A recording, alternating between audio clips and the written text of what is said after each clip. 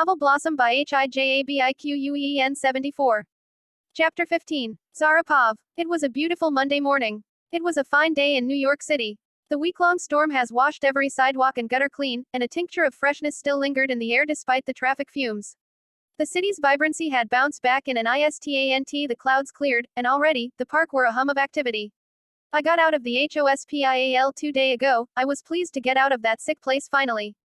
I despite hospitals. I make me vomit for some medicine. I was getting ready for university. I am not going to stop my education because of what happened to me. No way. Sometimes in life, you just have to move on. Forget about the past and think about the future. I have a perfect family right now. A father-in-law who takes me as his daughter. He cares for me just like my father uses to. A pretty mother-in-law, who scolds you and does the motherly stuff if you get a trouble. A beautiful sister-in-law best friend, who is sometimes annoying as hell and wouldn't shut up. And there is my husband, works non-equal stop. Over the dinner table, he told everyone about his new jobs. He was working at an FBI, on the files he is barely home. He is always off to work and never answer anyone's calls. I am used to it now. I guess. Zara. Sophia. Hurry up. Mom yelled from the bottom of the stairs. Coming mother. I answered, running down the stairs, excited for another brand new day to begin. Good morning. Sophia kissed Dad's cheek and then Mom's. How is school going for both of you? Dad asked, filpping through the new paper. Alhamdulillah, it's going well. We both answered together. Hurry up. You three are going to be late. Mom scolded, looking at the kitchen clock. Mama, where is my Superman jacket? Yelled little Allie from the top of the stairs. It's in your clothes on the right side. She yelled back. It is not there. He groaned, and you can hear small foot stomping on the wooden floor. What will I do this boy? Mom moaned, exiting in the kitchen. You three better be out of my kitchen before I get back here. Quote, let's go before the old lady kills us. Dad joked, winking at us. I heard that. Mom spoke. Oh, my God. Sophia screamed. Wah. I looked at her with concern. There is a new hot guy in this university. He joined today. She screamed, shaking my shoulders. So, I was hoping if you can get his nums for me. She pleaded, fluttering her eyelashes at me. Ya Allah, what is wrong with you? If your brother hears that, he will freak out. I exclaimed. I was joking. She rolled her eyes. Well, I can't seem to figure out when you are joking and when you are serious. I grumbled. Has Bai called? She changed the topic. Nope. I popped the letter P. What is he doing anyway? He doesn't pick up anyone call. She stated in annoyance a little bit. I am not okay with this at all. How can he not call, or he can at least let us know that he is alive.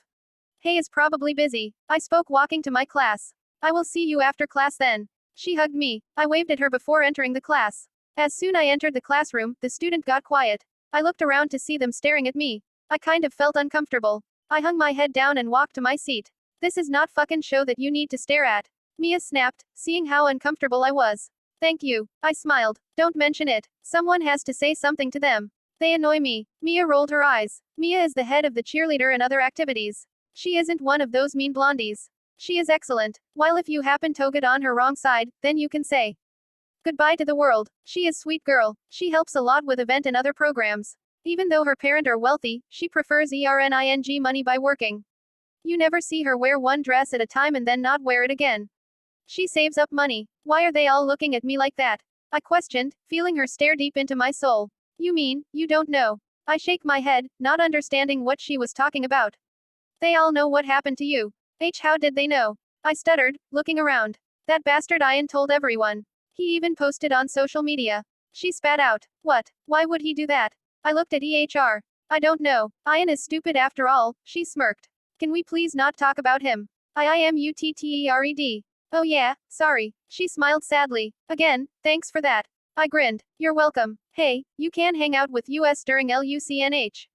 Mia offered. No, sorry. I am busy. I declined. It's okay. I understand. Well, I will see you around. Mia waved off. Yeah, see you. I spoke softly. I entered the classroom and took my usual seat, which was by the window. It was a rainy day. Teehee water drops fall like they simply cannot think of anything better to do. There is a laziness about them as if they can barely be bothered to conform to the will of gravitiy. When I hold my bare arm out of the window, the droplets slattery on my outstrected fingers. They are large and soft, not like the mean driving RRAIN of back home at all. I tilt my finger UOWARDS and watch the REMMANTS of the drops run downwards like tiny rivers. If T is the way rainy days are here, I could get used to it real fast. Even the sound on the CADAR roof is comforting. WITH a half smile. I retreat, leaving the window I equals open. This while I can hear the steady drumming ALLT he louder while I turn age-worn pages along forgotten books. Good morning. We all greeted back. WELCOM back. Mrs. Imran. He smiled politely TOWRDS me. Thank you, sir. Quote. Please turn to pager 550 and do the questions. You might have a quiz on them. He informed. But we just had a quiz yesterday. Complained Carlos, banging his head on the table. Single quote. This is college, not elementary school. You will be getting a lot tests and quizzes, so get used to it. He napped at Carlos. Well then, it looks like someone woke up the wrong side of the bed.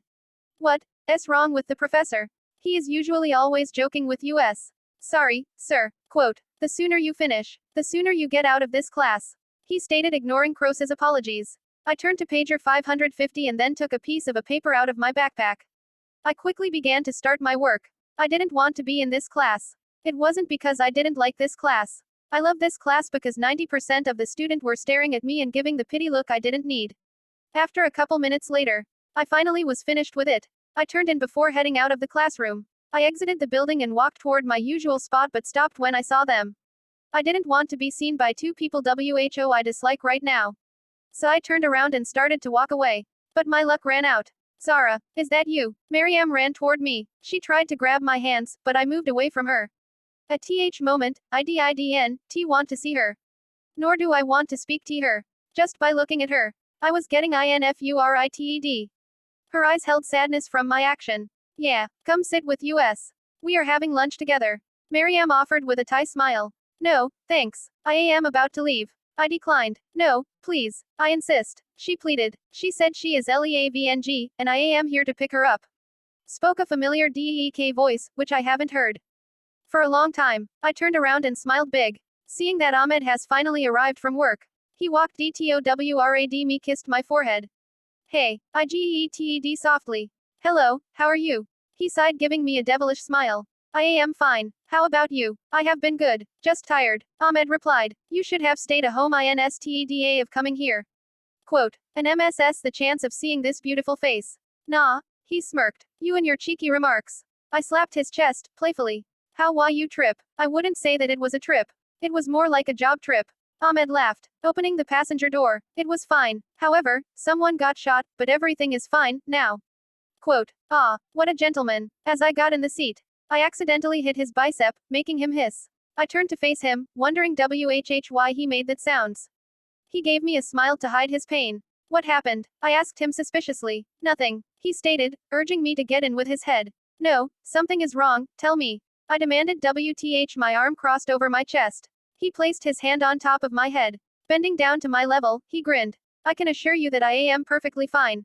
Then you won, have any PROBELM showing me you hand. INARROWED my eyes. I can promise. Now, okay, so demanding, he chuckled before pulling his jacket off. I stayed in my spot, not moving. I watched him roll up his sleeves. A gasp left my mouth, seeing this sight in front of me.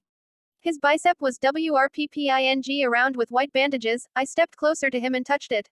What happening? I asked again. When I went to cath the guy, I didn't notice that he had a knife, and he sliced my arm.